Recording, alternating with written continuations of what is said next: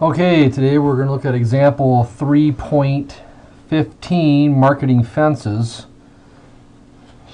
Hopefully this will help you out understanding this assignment and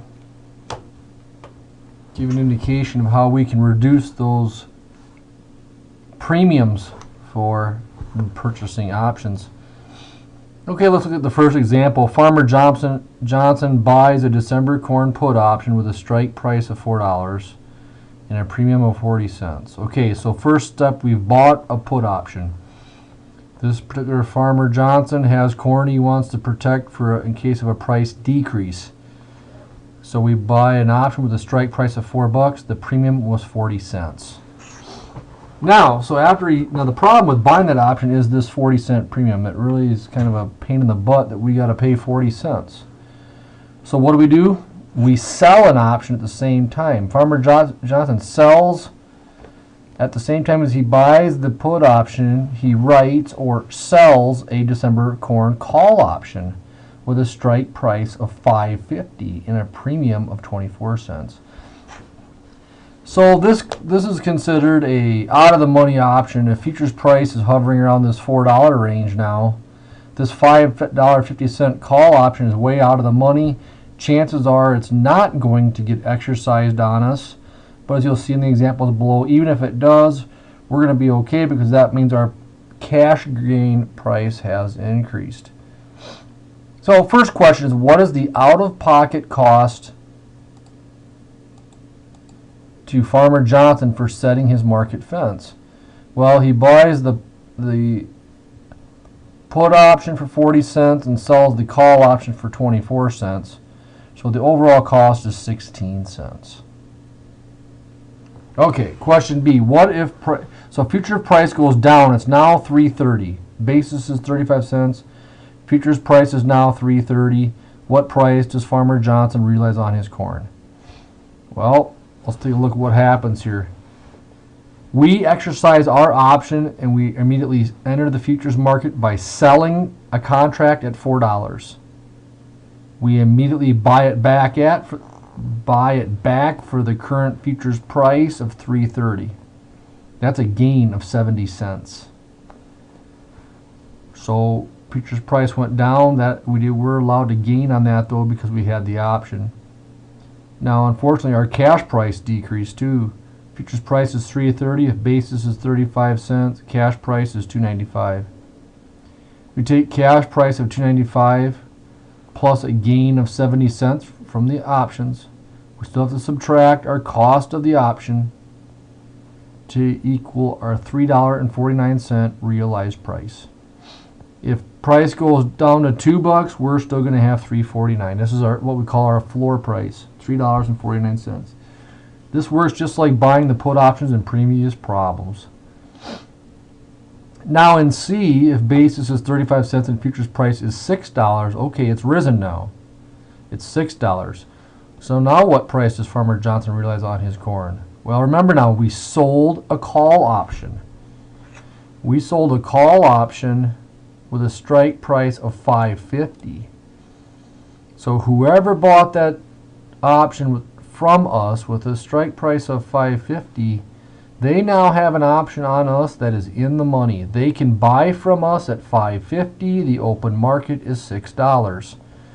So if that's what they do, they call on us. We are required to sell at $5.50. We then buy the option back at $6. That's a loss of 50 cents. Now, even though we lost on that transaction, futures price has increased, which helps us out in our cash market. Cash market would be $5.65 because futures price is $6. Basis is 35 cents under, which leaves us a cash price of $5.65. So we take a cash price of $5.65 minus the 50-cent loss from the options transactions and minus the 16-cent premium, leaves us with $4.99 realized price. Now, so if basis, this is called our ceiling, $4.99. You'll notice that if in problem D, futures price goes all the way up to $8.25.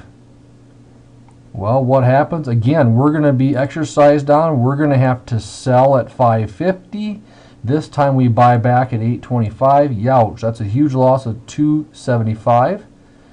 But our cash price went way up.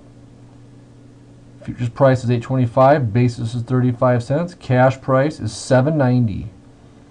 So we have a cash price of $7.90. We do have to subtract the loss now of $2.75.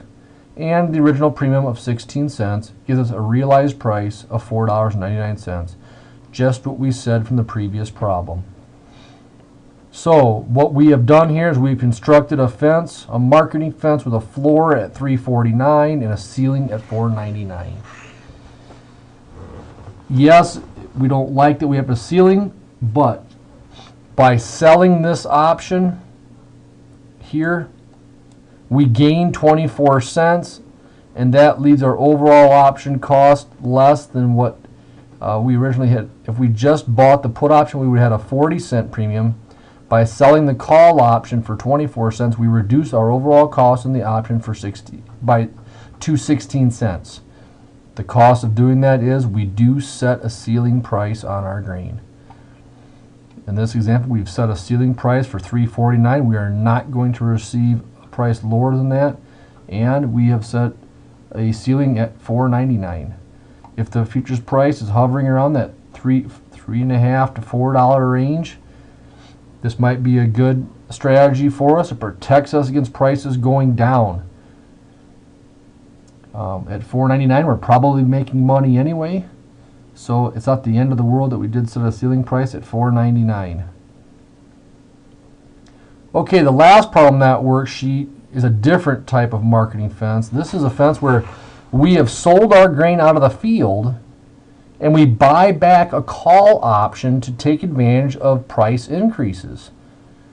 So the big problem for most people with selling their corn out of the field is they don't want to lose the opportunity to gain price increase if the price does go up. Well, what we can do is sell our corn out of the field, avoid all storage costs, and still take advantage of prices go up. We do that by buying a call option. A call option allows us to buy back our corn on the board and then be able to resell it at a higher price if in fact it has gone up. Here's how this works. In November, Farmer Bob sells his corn directly at harvesting. At this time, December futures is $4 and basis is 28 cents. So, what do we get? First question, what price did Farmer Bob receive for his corn at harvest? Futures price is $4, basis is 28 cents under it, cash price is $3.72. So after he sells that corn, he immediately buys a July call option with a strike price of $4.30 and a premium of 40 cents. So question B, what is the effective floor price that Farmer Bob has set for his corn? Cash price of $3.72. He's already got that in his pocket by selling the grain. Now he takes out of that pocket 40 cents to buy the option. He's left over with $3.32. So in C, if July futures price rises to $4.80 and Farmer Bob exercises his option, what price does he realize on his corn? Well, he exercised the option and buys back futures, or buys futures at $4.30. He can turn around and sell it right back at $4.80. That's the new futures price, $4.80.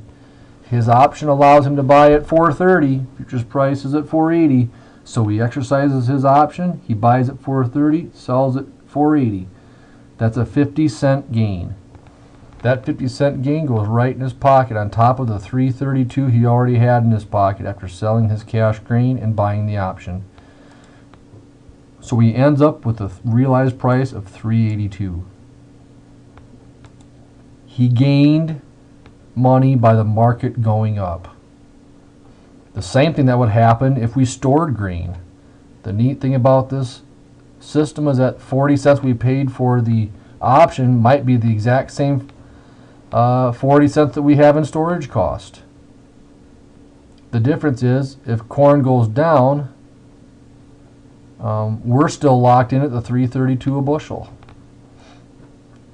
In D, corn has gone up to $5.25. Same thing. We're going to exercise our option, buy our corn back on the board at $4.30, immediately resell it at $5.25.